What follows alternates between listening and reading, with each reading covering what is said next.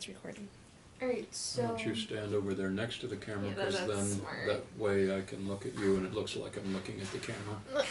Okay, so There you go. Why is equality in the workplace important? Well, it's important because it's fundamental to everyone how much they're able to raise money from their job, what kind of social status they have.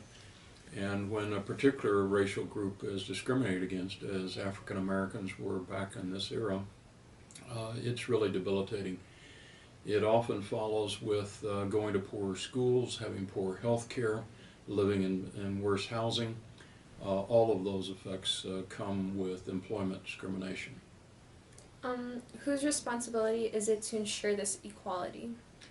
These days it's the EEOC, the National Federal Government's Equal Employment Opportunity Commission.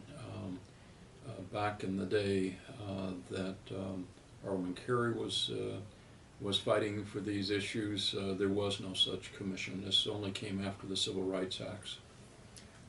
What was life like for African Americans in the workplace during the 1950s? Well, Chicago was a very segregated city. There were still neighborhoods like Bridgeport where African Americans could not go without being beat up and hurt. Yes, can I help? You're the teacher. Okay.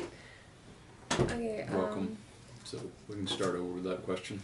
Alright, so, yeah. What was life like for African Americans in the workplace in the 1950s? African Americans were discriminated against. For a long time they couldn't even get good jobs. And those jobs that did happen tended to be industrial jobs, jobs in the meatpacking plant, the steel industries. It was a very segregated city. African Americans couldn't go to all neighborhoods. If they went into Bridgeport, they were beat up. There had been a major race riot in Chicago in 1919 in which a number of African Americans were in fact killed by whites for pushing too hard for equal employment in the workplace. Archibald Carey Jr. pushed for a non-discrimination agreement among Commonwealth Edison in their 1947 contract renewal with the city of Chicago. It stated, "The company will engage in no unfair employment practices on account of race, color, religion, or national origin." This term was accepted by ComEd in their 1947 agreement. What do you feel was the significance of this? Well, let me back up to a question you haven't asked, and that is, how does Archibald Carey fit into the pattern of black aldermen in the city council at the time when he was offering such legislation? In the period immediately following him, when Richard J. Daley was elected, there were 6 African American or black aldermen in the city council. They were called the Silent Six. They did not promote racial integration. They did not promote equal treatment. They did not stand up. They did not speak very often, which is why they were called the Silent Six. Finally, we began to elect some independent African American aldermen, starting with Sammy Rayner and later Bill Cousins and others that came along in the 50s, 60s, and 70s. But until then, no one stood up in the council among the black aldermen and represented the interests of the black community. Linda Prey, who represented Hyde Park, was called the most Negro alderman in the city council, and he was white. He fought for the civil rights of blacks. The black members of the city council did not. And so that's where his role is really extraordinarily significant in the history of Chicago politics. The other thing about Alderman Carey is he was a Republican. After the Civil War, African Americans tended to be Republican. When the Great Depression occurred and Franklin Delano Roosevelt became president and began to make matters easier for the African American community, slowly they switched. One of them which was Bill Dawson, who ran what was called the Machine or the Sub-Machine on the south side of Chicago. He switched over to the Democratic Party, and eventually the whole African American community switched to the Republican Party and are from the Republican Party to the Democrats, and they are still in the Democratic Party today. They vote more than 95% with Democrats. Archibald Carey was one of the last major Republican aldermen in the African American community, and that makes what he did even more striking than if he had been sort of a major majority and was just going along with the crowd. In terms of Commonwealth Edison, the role of the city in regulating utilities has always been a controversial matter, going back well more than a century. We've had trouble with the private transit companies that predate the CTA. We've had trouble with the electric company, the gas company, and the city's ability to regulate them has always been important. No one else had suggested, to my knowledge, before this fight, that one of the conditions of them doing business in the city would have to be that they not discriminate. And so it was a major step forward, not only for the African American community, but for our regulation of utilities. Can I ask, who were the Silent Six and why were they silent? The Silent Six were the black aldermen from the south side. They weren't yet on the west side very much. They were silent because they had been elected by the Democratic Machine organization, and therefore they were loyal supporters of Daley. Dawson had decided to back Daley over Kennelly because Kennelly had decided to try and stop the policy sales, what we would now call the lottery sales in the black community and the gambling. And he had also been in favor of civil service, which was going to cost some people their jobs in the machine. And so Dawson had switched, and the black aldermen and the city council had switched to being supporters of Mayor Daley. Mayor Daley won his first election with the black vote. He actually lost the white vote in the city of Chicago and was elected by blacks. Now this was the 1955 election. This changed greatly as it went along, and eventually the blacks voting with their feet just simply wouldn't go to the polls and support Daley in the numbers they had in '55 because of continued segregation legislation after Daley became mayor. And eventually we began to get independent aldermen who were elected outside the control of the machine. First Sammy Rayner, then Bill Cousins, and then there got to be more and more aldermen who were elected. Nearly all of the black independent aldermen were originally from the south side. Finally we began to get them from the west side of Chicago. I just want to ask one more. I'm sorry. It's okay. So when Dawson switched over, do you know any knowledge of Carey possibly wanting to switch back? No, or? I don't know enough about Okay. Carey. In fact, I'd like to have the script for your video to put in my files here for our historical collection. It's called the Special Collections over at the Daley Library. So I'll put them with my papers that ensures they will be there, because Carey particularly is an under-researched figure. He happens to fall in a period that I didn't look at in the city council. I looked in the early Kelly period, I looked in the Daley period. I've done studies across the 150 years, but the particular time he was in the council is not one.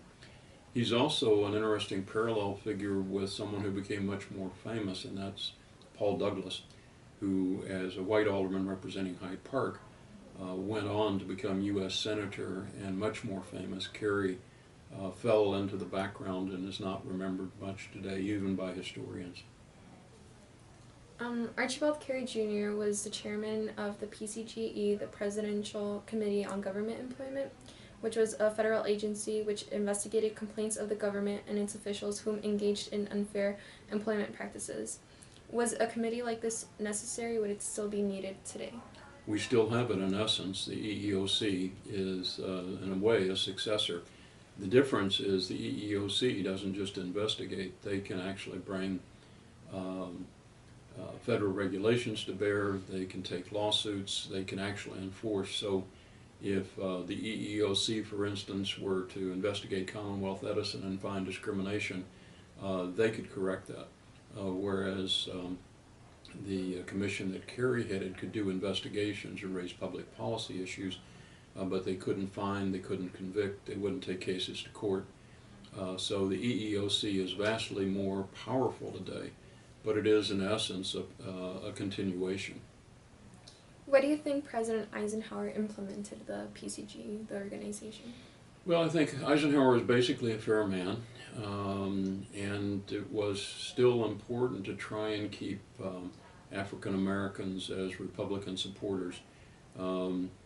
They had been losing African Americans as Republicans ever since Franklin Delano Roosevelt had been elected and Truman after him. So it was both the right thing to do, and secondly, it was politically prudent to do, because you could in fact try and still get some African Americans to vote Republican.